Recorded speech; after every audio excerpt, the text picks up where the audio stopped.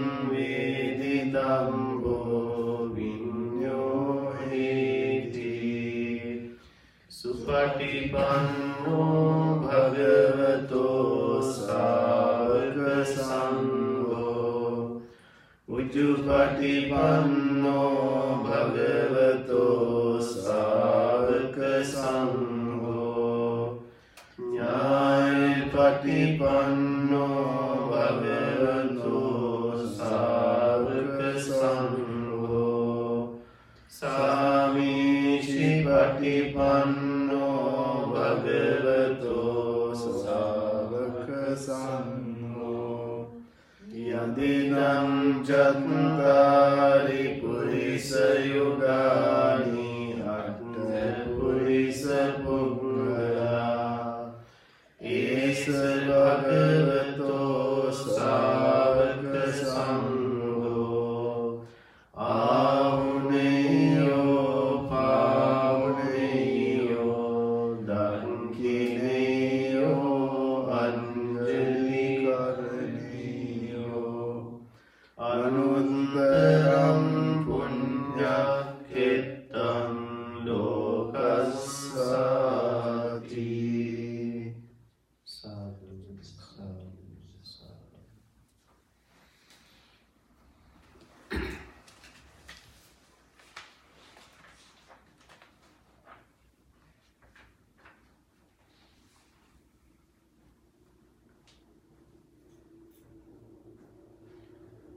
Okay, let's practice mindfulness for a couple of minutes.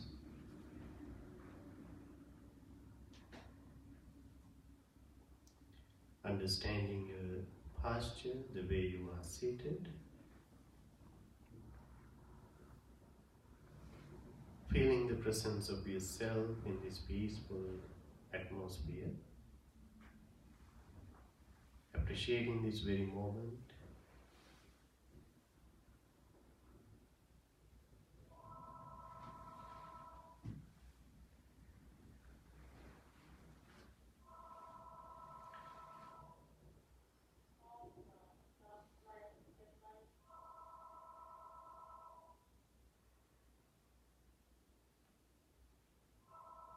Taking a few deep in-breaths and out-breaths. Releasing any tension and negative energies from your body. Making yourself very comfortable and relaxed.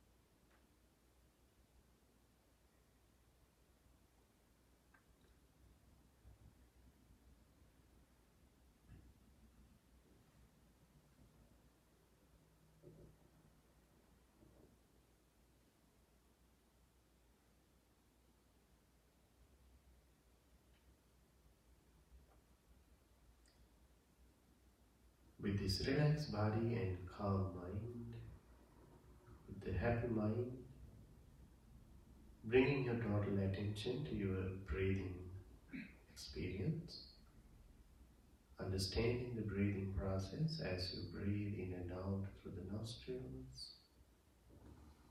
You may observe each and every single incoming and outgoing breath mindfully. Letting go of all the thoughts, memories and mental images from the mind. Gently allowing you to be here and now in the present moment.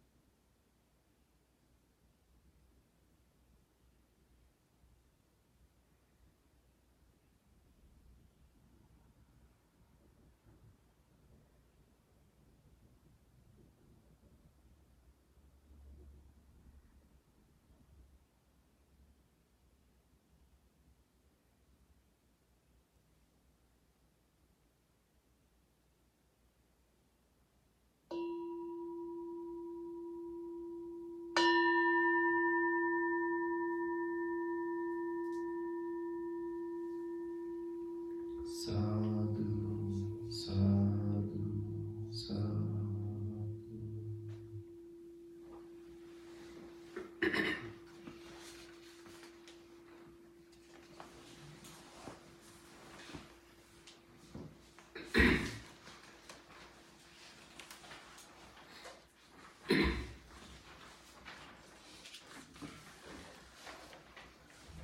Okay, so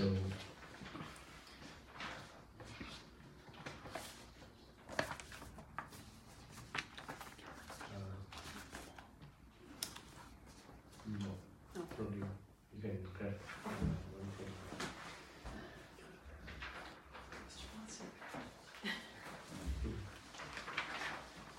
Okay, so let's start our Sutta discussion for this evening. So today I selected the Ambalatthika Rahulovada Sutta. The Sutta is from Majjhima Nikaya, the middle length discourses. You may have heard the word Rahula. Rahula is the name of the Prince Siddhartha's son of Buddha before his enlightenment. His own son. When Buddha visited his city after attaining the enlightenment, he visited his family. His father, King Suddhodana, his wife Yasodhara, and this little prince Rahula. And he met all his royal family members, his relatives, in the city of Kapilavastu. So it was the very first visit to his city after he attained enlightenment. So he helped many of these relatives, family members with the Dhamma. So there, in that special occasion, when Buddha was going for alms around in the city, with 500 some monks, Yasodhara, Prince Siddhartha's wife, she showed Prince Rahula, his father, previously his father, going for alms around the city with 500 monks, addressing Rahula, Prince Rahula, she told him, please go to your father and ask for your inheritance. So she sent her son Rahula to the Buddha. So when he approached the Buddha, at that time he was about 7 years old. Prince Rahula was 7 years old. So he grabbed the Buddha's little finger and talking to the Buddha, he followed him. So Buddha was very silent, he was very quiet, and he was slowly walking to the temple, walking back to the temple with all other monks. And as Prince Rahula was asking for inheritance, Buddha thought, since he didn't have anything left to give him as the material wealth or anything, Buddha thought, this is the best thing I can give to my son, which is the ordination. Ordination. So, in that temple, Buddha asked other senior monks to ordain him. So that was a very special incident in the Buddhist history, because until that time, Buddha ordained anyone who would come to him, but hearing that news, Siddhartha's son, or now the Buddha's father, King Suddhodana, got so kind of mad, and upset, and he was so disturbed by seeing that his own son left the palace and now he is a spiritual person. He didn't want to see that, but now the only hope he had was the little prince Rahula in the palace. So now he was so upset to hear that Buddha made him also a monk. So he rushed to the temple and requested the Buddha. Now he has done it. Buddha had done it. Now Prince Rahula is a monk. So for the very first time in the Buddhist history, a lay person helped Buddha to form a special role actually. He requested the Buddha, Bhante, this parental love is not a simple thing. He advised the Buddha, this is not a simple thing. The parents' love for their children goes through the skin, the flesh, the bone, and it stuck in the bone marrow. That much powerful is the parental love for their children. So, from now on, please do not ordain anyone without the permission of their parents. So Buddha silently accepted that request. And since then, no monk can ordain anyone without the permission of their parents or any responsible individual. So that was a little history, how Prince Rahula got ordained. So that was a special visit to his kingdom, his city, after Buddha attained enlightenment. So now Prince Rahula is a monk, 7-year-old monk. So as he grew up, he practiced the Dhamma with diligence, and he attained enlightenment even within some time. And because of his humbleness, because of his discipline,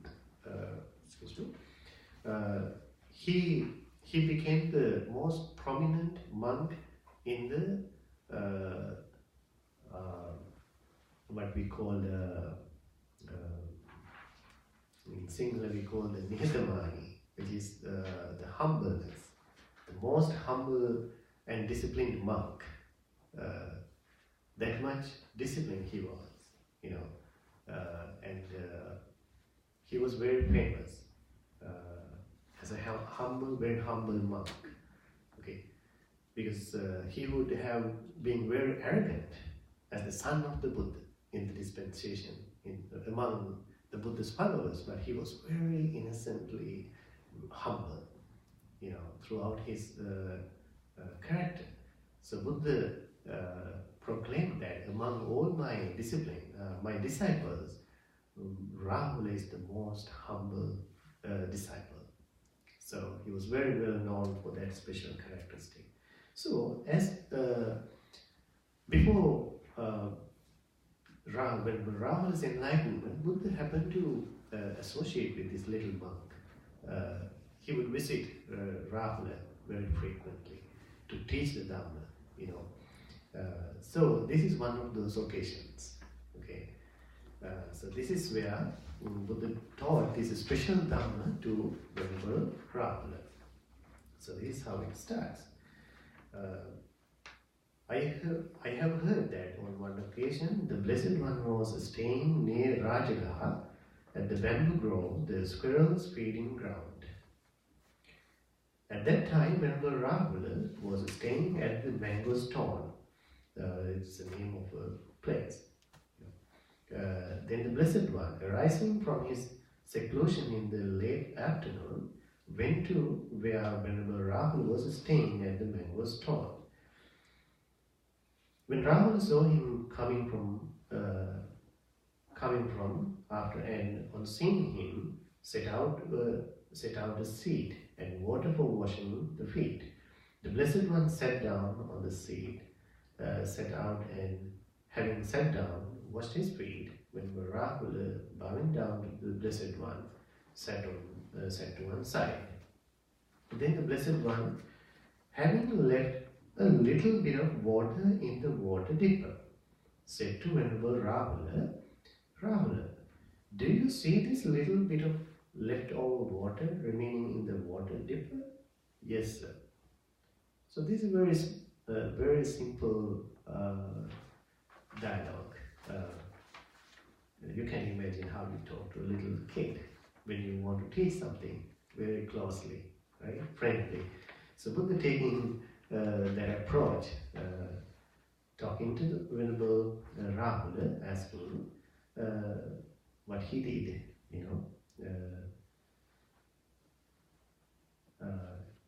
Then Buddha said, that's how little of a contemplative there is in anyone who feels no shame at telling a desirable lie. This is all about lying. Very, very simple thing, how you would teach your little kid, not to lie, always to be truthful, to be honest. So this is just like that. The Buddha taking this example. So the example was Buddha, what Buddha did was, having left a little bit of water in the water dipper, water container. So Buddha asked Venerable Rahula, do you see this little bit of water? Right? Then he said yes.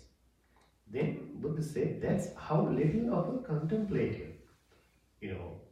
that can imply a spiritual person, one who practices the Dhamma, right? In this spiritual practice, there is in anyone who feels no shame at telling a desirable lie, or the one who has any shame, any guilt of telling deliberate lie. That person is having just a little bit of qualities in that person, and not much. So that's what Buddha said. And then Buddha did another thing. Having tossed away the little bit of leftover water, the Blessed One said to Venerable Rahula, Rahula, do you see how this little bit of water, little bit of leftover water is tossed away?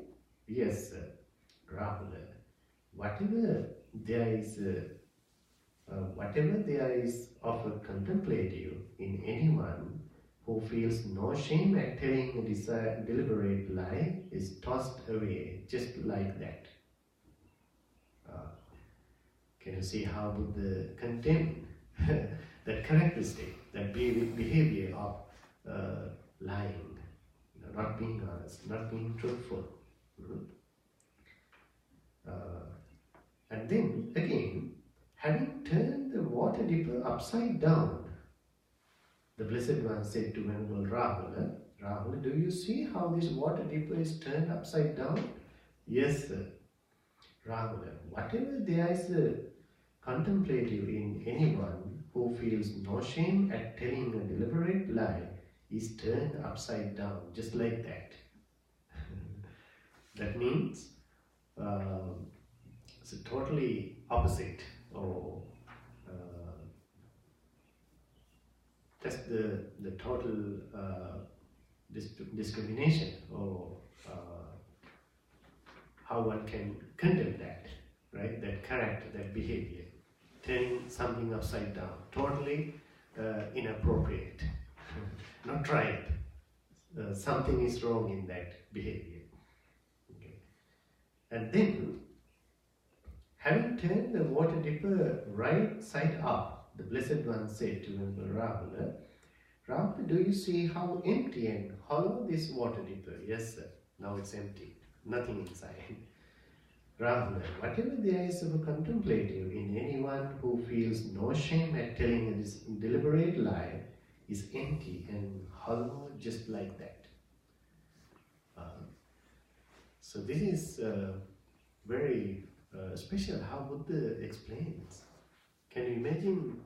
This is just about lying. There can be so many other things, right? Other valuable things, maybe good qualities, good behaviors, but Buddha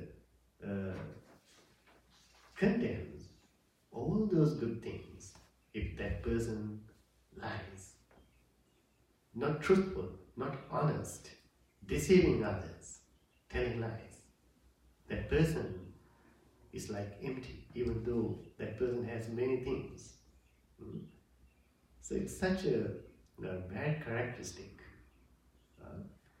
So Buddha, after that, explains why is that so. Rahula, it is like a royal elephant.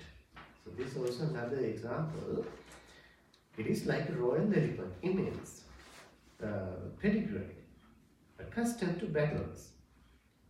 Its tusks like chariot poles. Having gone into battle, it uses its forefeet, hind feet, its forequarters, hindquarters, its head, ears, tusks, tail, but keeps protecting its trunk.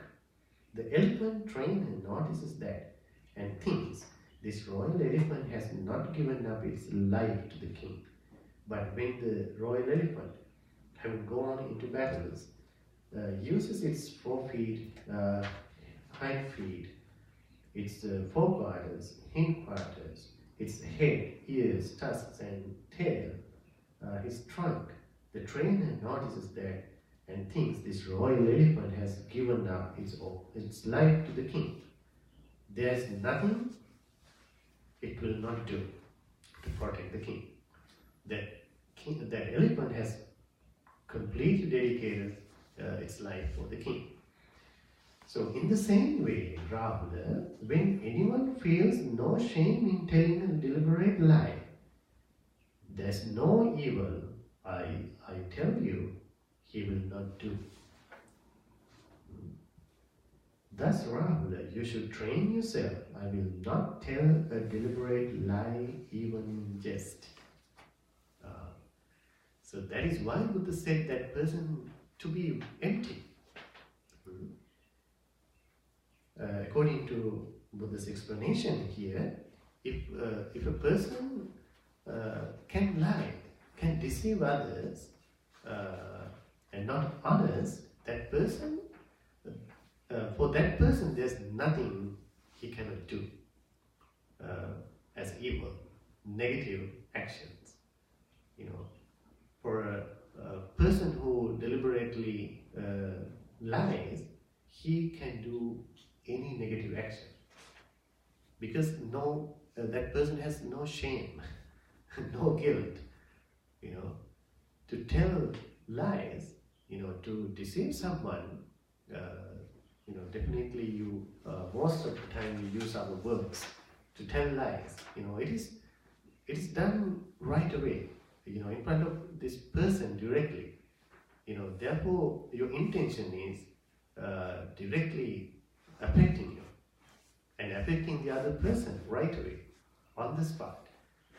So in that way, that person has no shame, you know, as they are consciously lying, deceiving someone. So therefore, that person can do any harm, you know, any negative action, evil action. You know, that's what Buddha explains here, just like that royal elephant would do anything, you know. So this is what Buddha explained to Venerable Rahula. So to correct that type of behavior, Buddha teaches something very important, directly connected to the Dhamma practice. It can be related to our meditation practice, it can be related to our behavior, our emotions, our intentions and everything. You know, therefore this part is very profound in the Dhamma.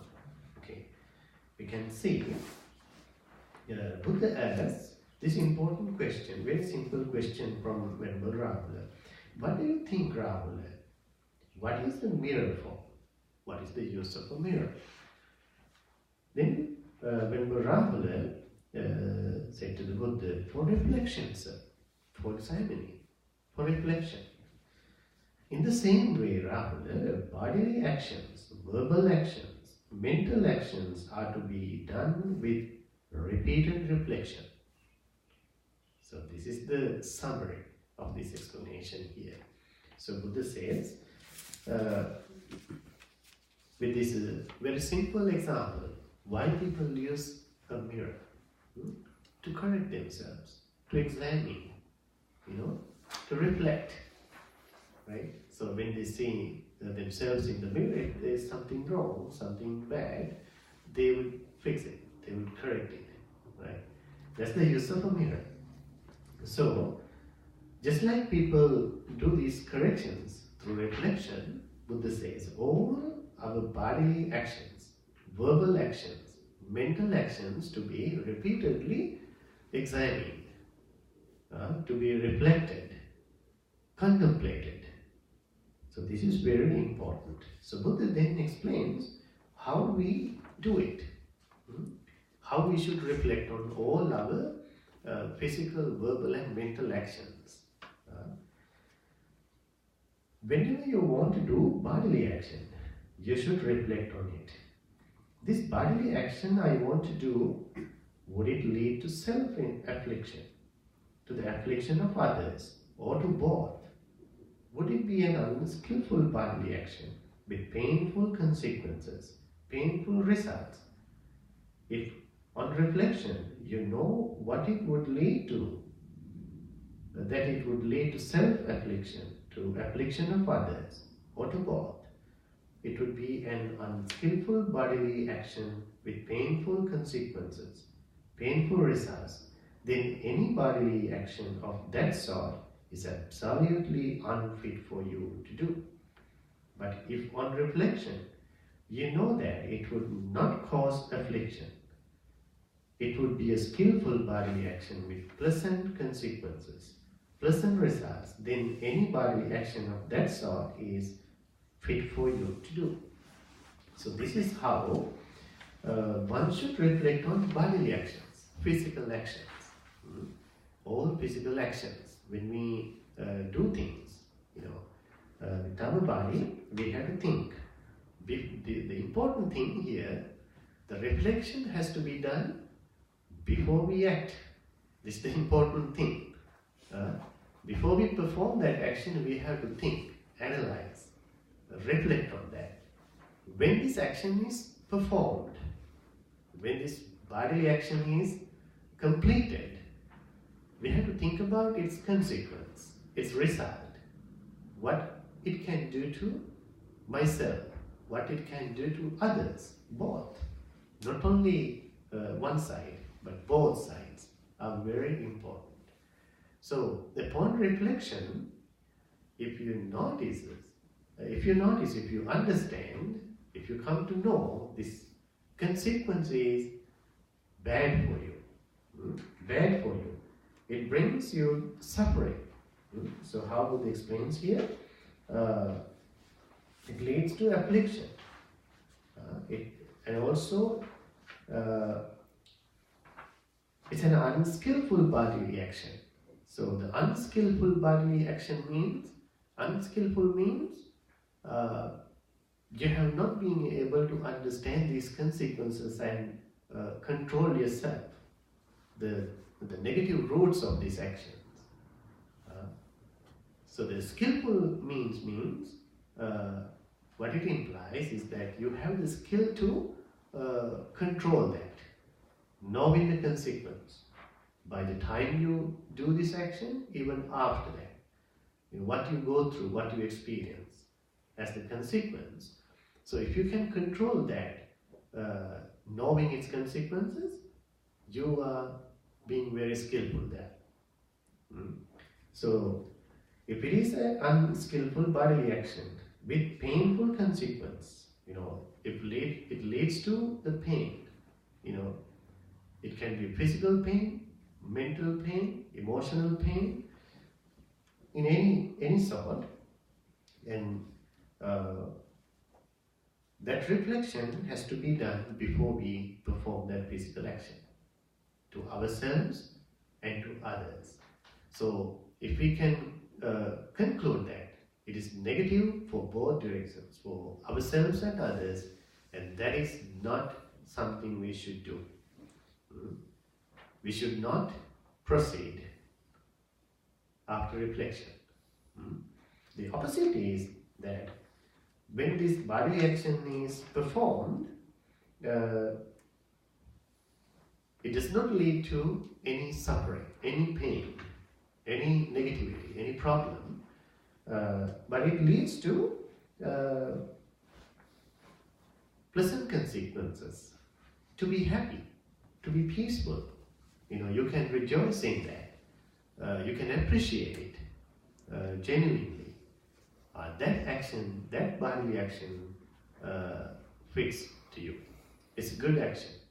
You should proceed with that. You should not hesitate to perform that bodily action. And then Buddha explains, while you are doing a bodily action, you should reflect on it. So, this is a kind of Buddha using the three tenses. Now it is the continuous time. So while you are doing the action, while you are performing your bodily action, still you have to reflect on the consequence. The same way, this bodily action I am doing, is it leading to self-affliction, to the affliction of others, or to both? So you get it, what it means, right?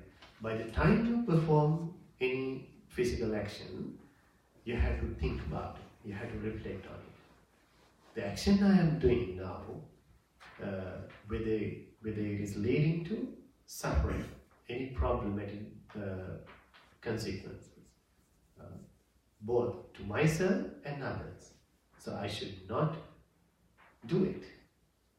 I should not do it. And you should give it up, Buddha says. Don't do it. But if on reflection, you know that it is not leading to any of these suffering, negative consequences, and it leads to, if it leads to pleasant consequences, happiness, these positive consequences, you should do it. You should continue. You should proceed. And then Buddha explains, having done a bodily action, this is about the past reflection. If you happen to think about any physical action you have done in the past, having done a bodily action, you should reflect on it. This bodily action I have done, did it lead to self-affliction, to the affliction of others, or to both? Was it an unskillful bodily action with painful consequences, painful results? If on reflection you know that it led to self-affliction, to the affliction of others, or to both, it was an unskillful bodily action with painful consequence, painful results, then you should confess it, reveal it, lay it open to the teacher or to a knowledgeable companion in the holy life. Having confessed it, you should exercise restraint in the future. So this is a very important part. So if you happen to remember, if there was any physical action that you did in the past, if you reflect, if you come to know that that particular bodily action, physical action, led to these negative consequences, painful, sorrowful experiences. So what should be our attitude towards that? Then you should confess it. So you should confess it, reveal it, lay it open to the teacher or to a knowledgeable companion in the holy life. So this is a very special way that Buddha proposing in this practice, a way of re-establishing yourself in the correct behavior. Once you have done or committed a negative action, when you come to realize that, you are not keeping it just to yourself. As a way of purification, you tell it to someone, to a trustworthy person, or your teacher, or your best friend. You reveal that, So it is said that especially in the Vinaya, in the discipline of the monks and nuns, just to keep it for yourself is a sign of a blameworthy lifestyle. That you are not being fully pure inside when you keep it just to yourself. It is just like trying to fake others, right? I mean, you are hiding it when you are not revealing that to someone else. So that has to be done in a proper manner though. You should know the proper person, proper time, proper way to express it. So then what happens actually?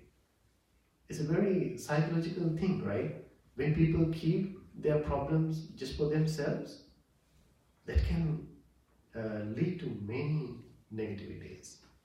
Some people are suffering a lot, just keeping them for themselves. It can lead to even depression, with this huge guilt inside, But when you open that up to someone else, when you share it with someone else, it's a huge relief for you. That can ease your anxiety, your tension, depression even. You share it with someone else. But in a healthy way, we need to be very smart in that, So that is the way to understand and re-establish yourself in the right discipline. This is very important. As I mentioned, it can be a very psychological practice for us, So then you are not just keeping it for yourself and you are not hiding it, So to be very genuine, honest, is a very special part of this practice, towards our negativities, especially in this case. So, and then, but But if on reflection you know that it did not lead to affliction, it was a skillful bodily action with pleasant consequences, pleasant results, then you should stay mentally refreshed and joyful. Training day and night in skillful mental qualities. So this is the positive side, right? When you contemplate on your past bodily actions, when you come to know it, it led to positive consequences for happiness, peacefulness, the tranquility, joyful states, genuinely, and then you should acknowledge it. You should appreciate it. You should even enjoy it, that you did something good. You should rejoice in that. And then even you should train yourself to continue that, that good behavior, to practice that correct behavior, positive behavior with bodily actions. So this is what Buddha explains there. And then whatever you want to do, whenever you want to do a verbal action, so this is also again to our verbal actions, what we say. This is very important. Most difficult part in our behavior, to think before we speak. It's not easy thing, because we always communicate with other people very quickly, very rapidly, right? So when you meet someone, when you get together with your friends and others, your family members, we just keep talking. You don't know what you're talking about, So as we discussed many things about the right speech in our previous discussions, it's a special part of our spiritual practice, how we should discipline our speech, letting go of this negative speech, right? Telling lies, harsh words, gossiping, idle speech. So these kind of wrong attitudes on our speech. We had to correct our speech, being always truthful, talking pleasant words, right? Soothing words, trustworthy words, the words that are coming from your own heart, we call, and then, of course, we have to speak meaningful words, not useless words. So this is how we correct our verbal behavior, verbal attitude, right? So again, when we are to perform any verbal action, we have to reflect the same way. When I perform this verbal action, it's a consequence. It's good for me, good for others. Or if it is bad for me, bad for others. So when we do that reflection, if we can conclude, if we can understand, if this consequence is bad, we should not perform that. We should not execute that. We should not speak that word at all. And if it is leading to positive consequences, good results, happiness, joy, we should speak such words. And again, while you are doing, by the time you speak, see how we are supposed to be maintaining our mindful awareness, right? Even by the time we communicate with other people, not just before we speak, even while our conversations, we should reflect on what we are talking about. If it leads to any negativity or to any positive consequence, and then we should correct ourselves, correct our behavior, verbal attitude, and then for the past actions also, past verbal actions also, we have to reflect on the same way. And then about our future verbal actions. So we have to reflect on the same way. So here, let's take a look at having done a verbal action. You should reflect on it. This verbal action I have done, did it lead to self-affliction, to the affliction of others, or to both? Was it an unskillful verbal action with painful consequences, painful results? If on reflection you know that it led to self-affliction, to the affliction of others, it keeps going. And then again, you should confess it, reveal it, lay it open to a teacher or to a knowledgeable companion. So this, again, in the same way, we have to confess that. So we can now get the meaning, right? How it goes on, right? So for the past, present and future actions here, again for the verbal actions. Then Buddha explains the mental action, most importantly. While you are doing the mental action, which is, what is our mental action? Thinking, right? Thinking. While you are doing the mental action, you should reflect on it. This mental action I am doing, which is thinking, is it leading to self-affliction, to the affliction of others, or to both? Is it an unskillful mental action with painful consequences, painful results? If on reflection you know that it is leading to self-affliction, to affliction of others, or to both, you should give it up. So that kind of attitude, practice, we should be maintaining when we are thinking. This can be very challenging, though. When we are thinking, we call it the talkative mind, right? You keep talking to yourself in your thoughts, in your mind, right?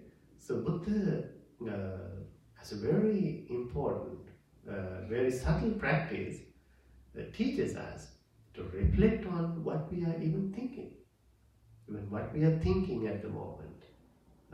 What I am thinking is healthy for me, good for me, beneficial for me. Is this kind of thinking leading to happiness, peace and harmony? Do you think it's a normal attitude of human behavior?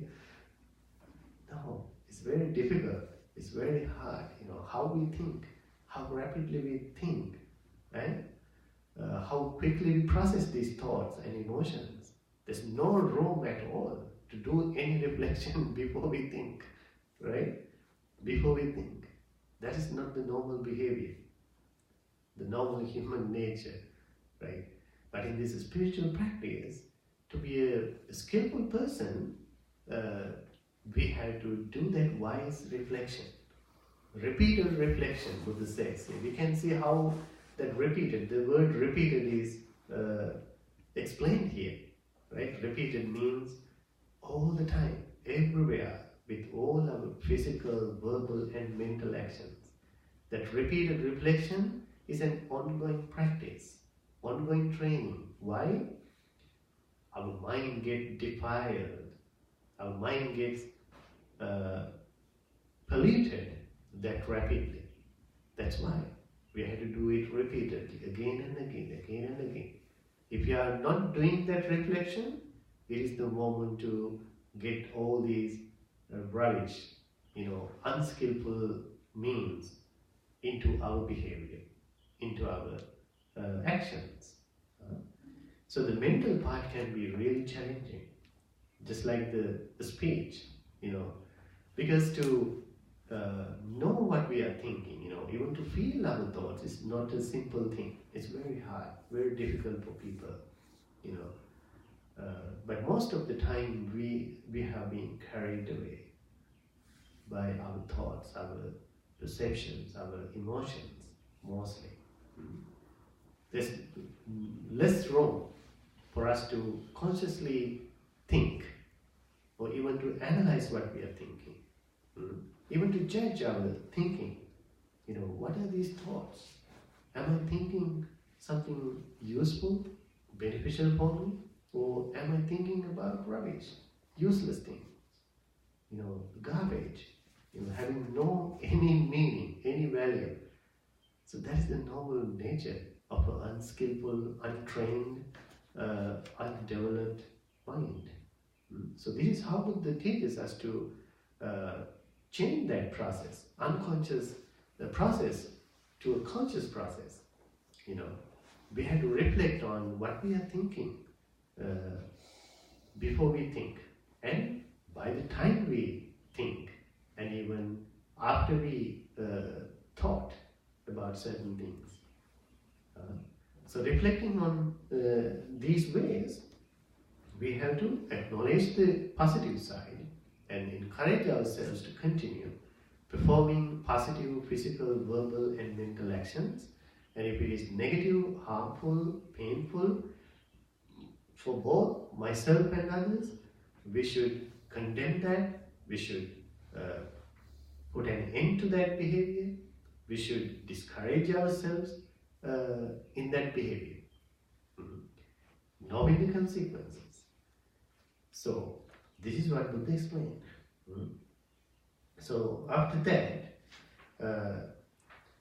Buddha explains, Rahula, all those Brahmins, contemplators in the course of the past, who purified their bodily actions, verbal actions, mental actions, did it through repeated reflection on their bodily actions, verbal actions, mental actions, in just this way.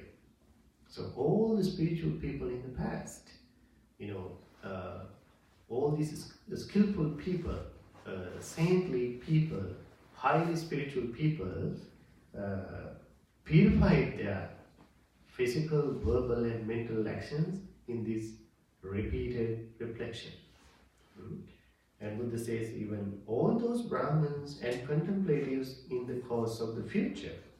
So future, if there is going to be any highly spiritual people, the saints and skillful people in the future, they all are purifying their all actions through this repeated reflection.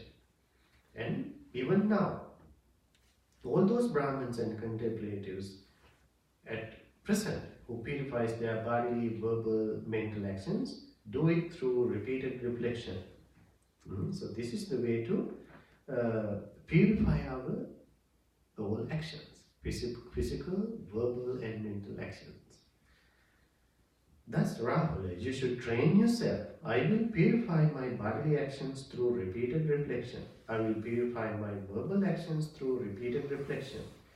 I will purify my mental actions through repeated reflection. That's how you should train yourself. That is what the Blessed One said, gratified when the Rahula delighted in the Blessed One's words. So that is the end of this discourse to Venerable Rahula, small monk, but a deep lesson and highly spiritual. We can look at it in different levels, different perspectives, how these teachings are related to our everyday behavior. So you can see the common theme here when Buddha spoke about the purification of all these three actions, physical, verbal and mental actions. It is one of the common teachings of the Buddha, the purification of our mind. So this is how we gradually approach this deeper level, right? So first we have to think about our physical actions, which are very superficial, tangible, most outer level. So then we can simply reflect on it. We can analyze these consequences with our experience, by observation, what happens to people, right? What people are going through, what I have gone through the consequences of my physical actions. So knowing, understanding deeply, I should correct my physical actions. And then the verbal actions, also to be very superficial, the most outer level of our behavior can be easily observed. We can mindfully purify that action. And the mental practice to be a little bit subtle, which requires a lot of mindful attention, mindful awareness, present moment awareness to deeply reflect on what we are thinking in our mind, in our awareness. It's not that simple. This is where exactly we need to have some mindfulness meditation practice. And it is not just for our mental actions, but as a result of practicing our mindful awareness, that will directly affect all our actions, physical, verbal, and mental, as we become very conscious, very present to our behavior. So the important attitude here, if we can do this reflection before we execute, before we perform any of these actions. So what do you think we need in order to do that? Meditation? Yes, so meditation is helpful, yes, of course. That's how you become very conscious, you be in the present moment, you can analyze it with less disturbances inside. So meditation is really helpful. In terms of our human behavior, what are we lacking here? In order to do that reflection. You gotta slow down. That's very important. We have to slow down. As we move very fast in this society, in our daily behavior, many of these things go unnoticed, unobserved, unreflected. So even no one to even make any judgment, no one to even watch these things, right? So that's the consequence of being so fast, moving so fast in our behavior. So as a result of this society, the world, how we live in this world, what we appreciate in this society. To be very efficient means you do hundreds of things at one time.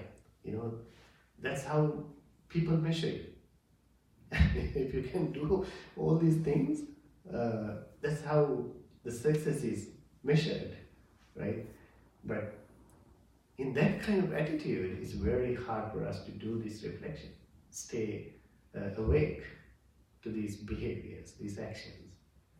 To reflect on if it is good for me, healthy for me, if it is harmful, negative for me, So we have to therefore slow down, So the importance of meditation, definitely.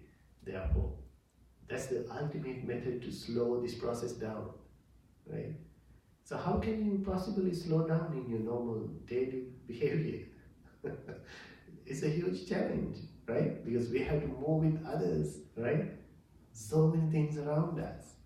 So how would you manage that? So you pay attention to the gap between, or make sure there's a little gap between the thinking and the speaking and the speaking and the action. Right. So you have at least a little to have some pause, right? And to see some gap in between, even to take some rest, right?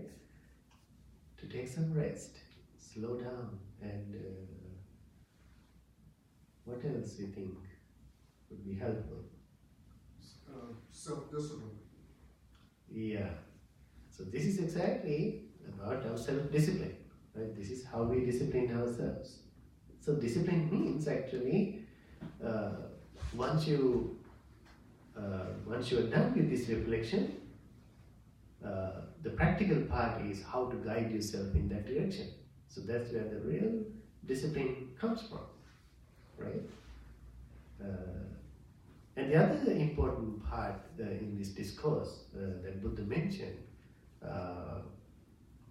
you have to condemn yourself actually. This is a kind of attitude that Buddha appreciates in the Dhamma in some places, that we should condemn ourselves, when you observe these unskillful attitudes, values, even unhealthy behaviors, if you notice in yourself, you should condemn that behavior. Not as a person, but just the behavior. Objectively looking at it, knowing the consequence, you should condemn that behavior. If you are not doing that, it's very hard for you to let go. Why you are not able to condemn it? Because you are finding some indulgence in it. You are appreciating it somehow. You're seeing some positive things in that negative behavior because of many reasons. So it's very hard for you to let go of that negative behavior. So therefore, Buddha says, very importantly, if there's anyone pointing out your negativities, bad behavior, bad characteristics, consider that person is showing you a treasure to correct yourself, discipline yourself. Sometimes we may not realize our mistakes, our wrongdoings, but others can easily see, right? That's even what we do. Instead of looking and realizing our mistakes, we always pointing out to other people.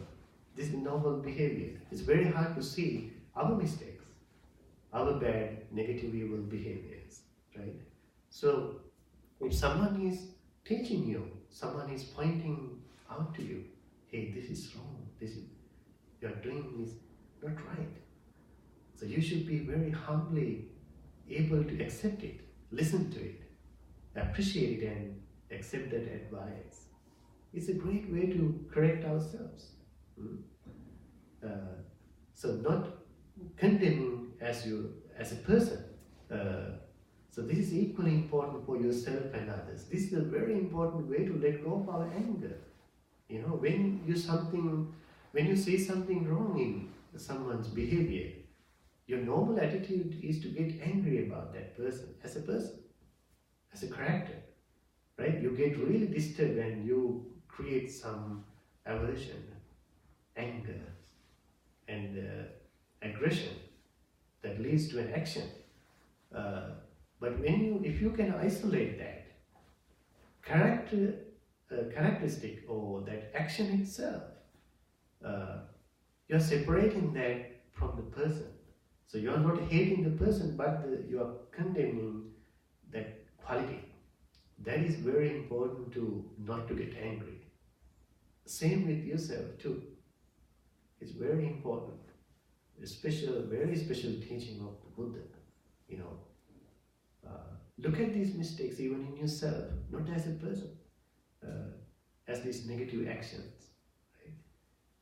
So as we see these different actions here in this discourse, this is about the karma, right? Another common theme in this discourse is how we correct our karmas. The physical karmas, mental karmas, and verbal karmas, they all become karmas eventually.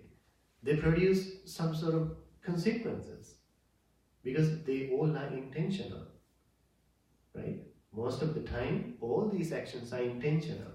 So they are creating some consequences, positive or negative, right? So this is how we are supposed to be practicing good karmas after deep reflection. So in the physical level, we call it the sila practice. Exactly. Disciplining of our physical and verbal actions. It's all about the sila, the morality, self-discipline. So the meditation directly is for our mental discipline, the normal understanding. So we can see how all teachings, all practices are coming in line in this purification eventually, right? Physical, verbal and mental actions, leading to different levels of this spiritual path, practice.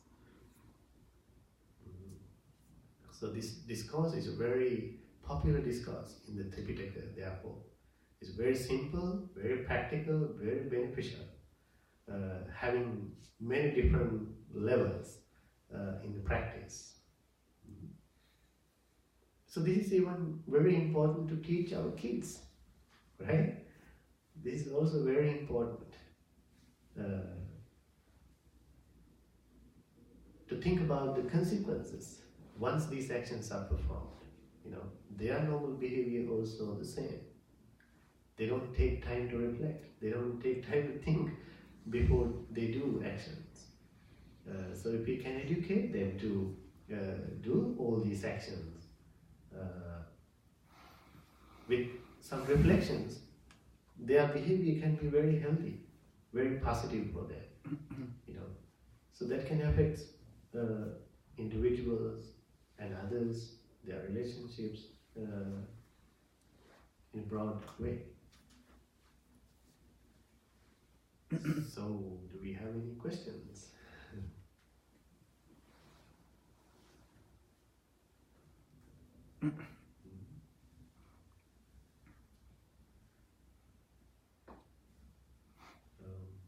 I think it's very straightforward. I think that's why you don't have any questions. Right? It's very simple but very profound. I noticed something super basic. What with myself is if I'm hungry, I will eat too quickly, and then I'll eat too much, and then I'll immediately regret it because you feel bad. But it's a simple thing. I think it's almost universal. Right. Tastes good, and you want more, and you just kind of yeah. How we are led by these normal attitudes, our emotions, attachments, cravings, right? Yeah. So it's very important to think for us actually, what are the necessary behaviors to enhance this practice, this kind of reflection, what we need to encourage in ourselves, like being very patient, very important, being very patient, slowing down, being mindful, being in the present moment. So these kind of qualities are very important to do that repeated reflection. So Buddha eventually, as the last thing I want to mention, that Buddha mentioned about use of a mirror to do the reflection. So in this practice, our mirror is the Dhamma. We have to use the Dhamma as the mirror to look ourselves through. Right? That's how we do the reflection. When you know the Dhamma, you know how to do the reflection. When you know the consequences, how these things are done, how these things are affecting you, affecting others, only then you can wisely do the right, proper reflection. So Dhamma to be used as the mirror, therefore. Otherwise, based on what we can judge, right? We should have some medium, some measurements, some knowledge, some understanding, how to do this deep reflection, healthy reflections. So people do reflections sometimes, but they are not healthy, not helpful, not peaceful for them. In long term, maybe. So we had to use the Dhamma as a mirror to reflect our all physical, verbal, and mental actions. Okay. All right. So if you don't have any question, that will be all for tonight. Thank you very much. All the blessings to you.